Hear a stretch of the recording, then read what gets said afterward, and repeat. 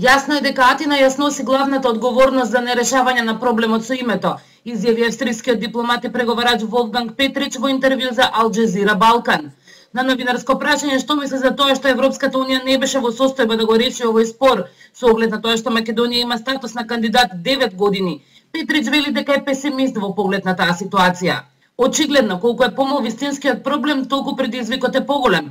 Зарем не може да се седне и да се договори за името на земјата, како тие се нарекуваат себе си и зошто соседната земја го оспорува тоа име.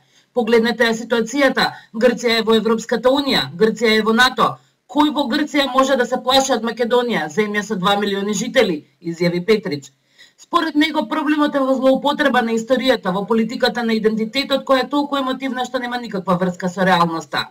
А тоа значително повеќе влијае на политичката отколку на економската ситуација.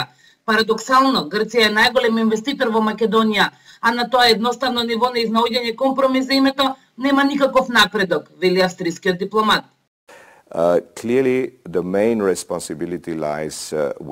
Јасно е дека Атина ја сноси главната одговорност и тоа и таму јасно би го кажал.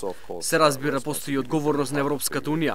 Постои една членка на ЕУ која намерно го ослабува севкупното безбедносно обкружување во овој регион. Тој додава дека се разбира сега, после толку години, македонската политика оди во некој чуден правец, градејќи ги спомениците. Според него, ниту во грчките, ниту во македонските тврдења нема целосна вистина дека едните се македонци, а другите не се. Затоа што после 2000 години нема никаква шанса да можат да го тврдат тоа.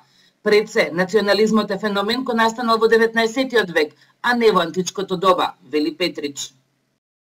Зборувајќи генерално за односот на Европа кон Западен Балкан, Петрич вели дека германската канцеларка Меркел сватила дека доколку Европската унија не помогне во решавањето на отворените прашања на Западен Балкан, нема да има глобална улога во однос на Блискиот Исток, па и на кризата во Украина. Од Атина, Јасмина Тасевска.